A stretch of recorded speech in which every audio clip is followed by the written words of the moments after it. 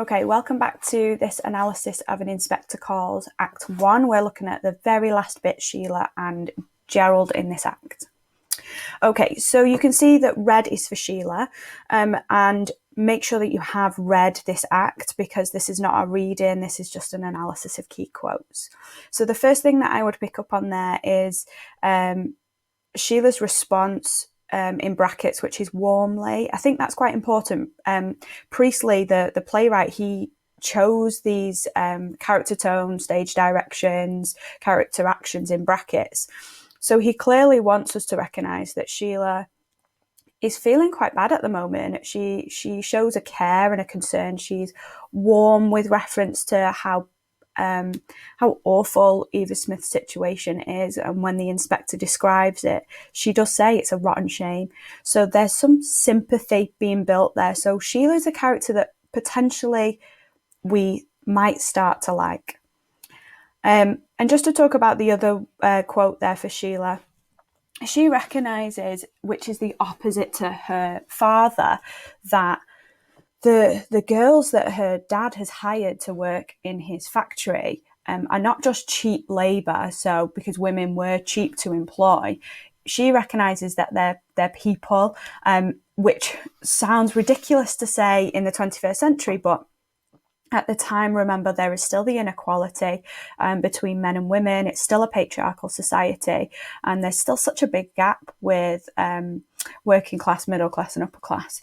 But Sheila is recognising here that that everyone should be treated fairly. This is hinting at that she recognises that everyone's an individual, or maybe she's starting to get that understanding. She doesn't really agree with her dad's capitalist views. And the inspector here really is highlighting and encouraging the audience to really step into the shoes of Eva Smith and make the Berlin family do the same. So think of Priestley's voice here. Look at his message through the inspector. There are a lot of young women living that sort of existence. He really is trying to highlight to this family, Eva Smith's not an anomaly. She's not one that it's happened to. There are lots and lots of women, working class women, that are living really difficult lives. And he is really trying to get the family to understand that.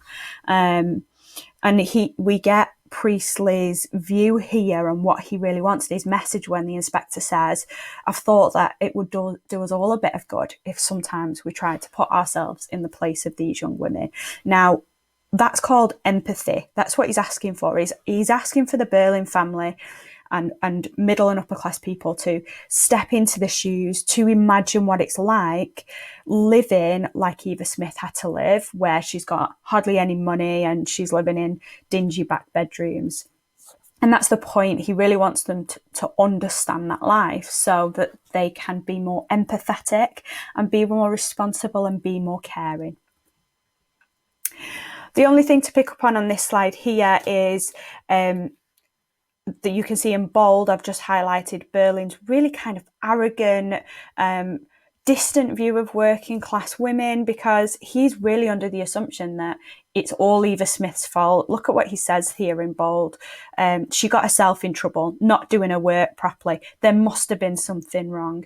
He immediately thinks, and like many middle and upper class people thought, that the working class brought their lives on themselves, that it was their fault, that they weren't clever, that they were stupid, that they made all the mistakes, so they weren't worthy of being middle and upper class. When Sheila finds out that there might be some responsibility or that she is in any way connected, look at what Priestley has the character do. We've got this repetition and this dash, which is that pause, like that, what? There's that moment of, oh my God, I've done something wrong and I could be involved. And we get it. That's her emotion coming through there, which is very different to Berlin.